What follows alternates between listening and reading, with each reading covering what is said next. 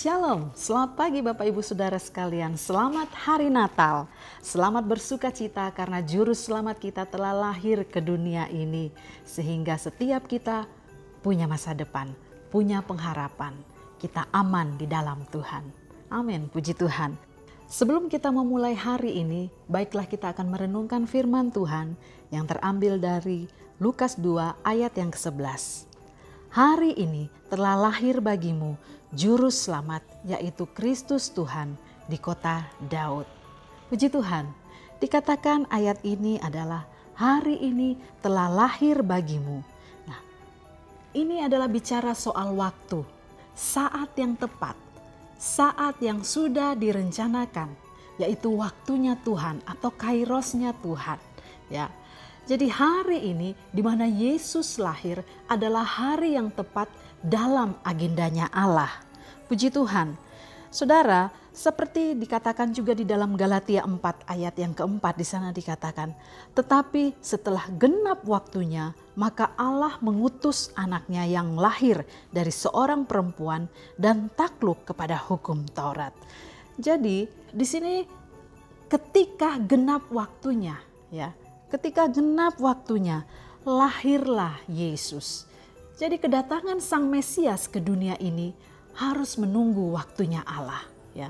Jadi kelahiran Yesus adalah waktu yang tepat yang sudah direncanakan Allah. Meskipun waktu yang tepat bagi Allah ini mungkin bukan waktu yang tepat bagi umat manusia atau bagi bangsa Israel, ya.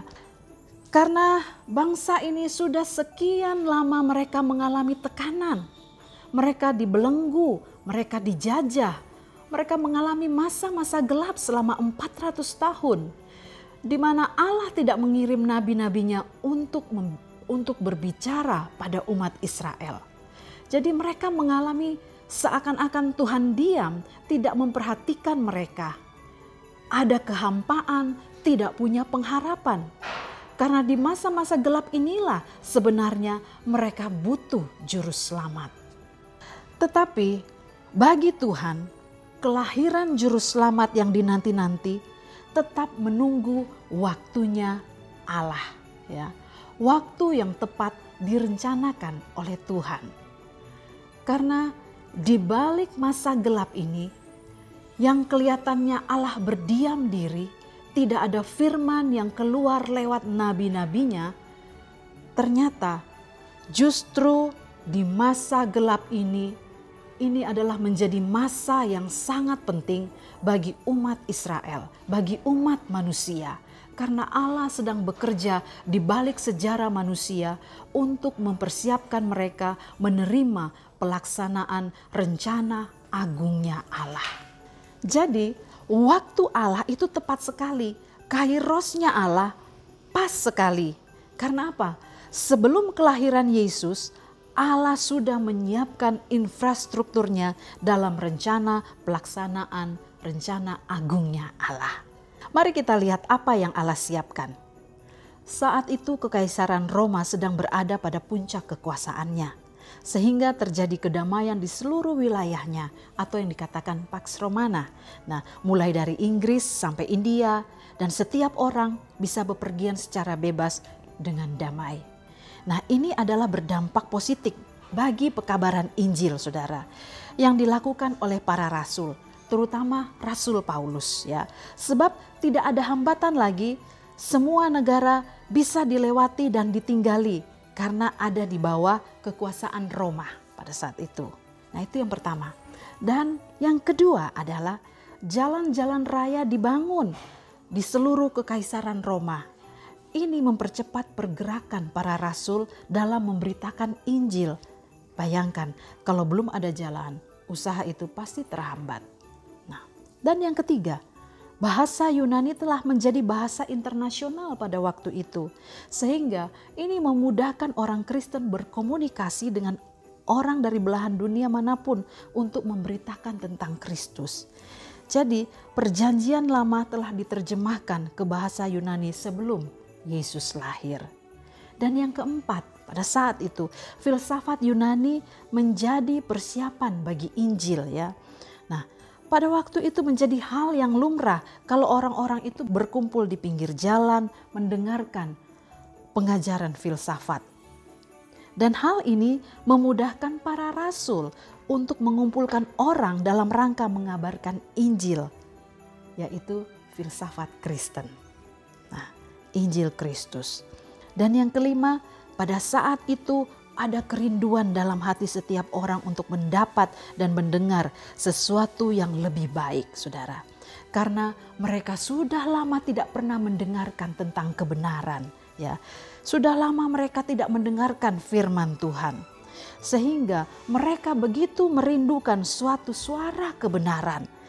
Ketika Injil Kristus datang kepada mereka, ini jelas menjawab kerinduan mereka. Sebab Injil jauh lebih baik dari filsafat Yunani. Puji Tuhan, inilah keindahan waktunya Tuhan, ya. Kadang mungkin kita mengalami sepertinya waktu itu Tuhan itu diam, Tuhan itu tidur. Tapi sebenarnya Tuhan sedang bekerja di balik layar.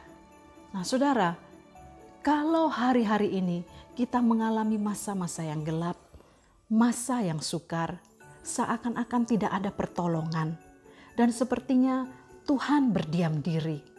Ingat, sesungguhnya Tuhan tidak pernah tinggalkan kita, ya. Dia sedang bekerja di belakang layar. Amin. Jadi ketika tepat waktunya, seperti yang kita sudah baca tadi, mengatakan hari ini telah lahir bagimu juru selamat, yaitu Kristus Tuhan. Dikatakan hari ini berarti bukan besok, bukan lusa, tetapi hari ini, ya. Juru selamat itu telah datang bagimu, bagi saya. Dan kalau kita bicara soal juru selamat, saudara, bukan hanya menyelamatkan kita, sebatas memindahkan kita dari neraka ke sorga. Tetapi kata juru selamat atau menyelamatkan di sini adalah diterjemahkan dalam bahasa Yunaninya adalah soteria. Dari akar katanya adalah sozo, yang artinya utuh, wholeness, to make well, health, menyembuhkan, menyehatkan, ya, to rescue from danger and to prosper, menyelamatkan dari bahaya dan memberkati setiap orang yang percaya dengan berlimpah-limpah. Jadi inilah juru selamat kita. Di masa yang gelap ini, Yesus telah datang membawa terang kepada dunia dengan keselamatan yang Ia berikan kepada setiap orang yang percaya kepadanya. Ingat, di dalam Yesus ada keselamatan, ada kesehatan, ada kesembuhan. Tetap percaya dan nantikan Dia. Waktunya adalah waktu yang terbaik. Hari ini, juru selamat itu telah lahir bagimu. Dia telah datang untuk menyelamatkan engkau. Amin. Dia datang untuk menyembuhkan engkau. Dia datang untuk menyehatkan engkau. Dia datang melindungi engkau. Tetap percaya, ada waktunya Tuhan. Ketika engkau mengalami masa gelap, percayalah Tuhan sedang bekerja di belakang layar untuk menolong kita. Dia sekali-kali tidak pernah meninggalkan kita. Dia sekali-kali tidak meninggalkan saudara. Amin. Puji Tuhan. Mari kita berdoa. Bapa di surga, di dalam nama Yesus Kristus Tuhan kami bersyukur karena Engkau sudah lahir di dunia. Dan hari ini adalah hari keselamatan itu. Engkau sebagai juru selamat datang di dalam kehidupan kami. Ketika mungkin kami mengalami masa-masa yang gelap, yang sepertinya Engkau meninggalkan kami. Tapi kami percaya waktu-Mu itu adalah waktu yang terbaik. Ketika Engkau sepertinya tidak bekerja bagi kami, sepertinya kami ada di masa-masa yang gelap, tapi kami tahu sebenarnya Engkau juga sedang bekerja di sana. Engkau sedang menyiapkan segala sesuatu yang terbaik buat kami. Oleh sebab itu, ajarkan kami tetap percaya kepada Engkau. Percaya bahwa Yesus, Engkau adalah juru selamat kami. Engkau adalah Allah yang tidak pernah meninggalkan kami. Dan kami bersyukur karena kami percaya kepada Engkau, Yesus.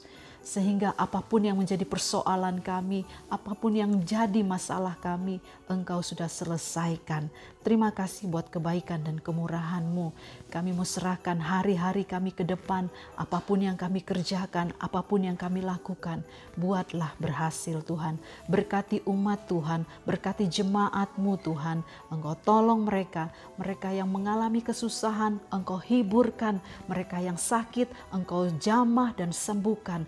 Mereka yang susah, Engkau beri penghiburan. Mereka yang ada di dalam kekurangan, Tuhan memberkati mereka. Terima kasih Tuhan Yesus, terima kasih. Kami bersyukur punya Engkau. Berkati hari-hari depan kami Tuhan. Engkau tidak tinggalkan. Terima kasih. Inilah doa kami alaskan dalam nama Tuhan Yesus Kristus. Haleluya. Amin.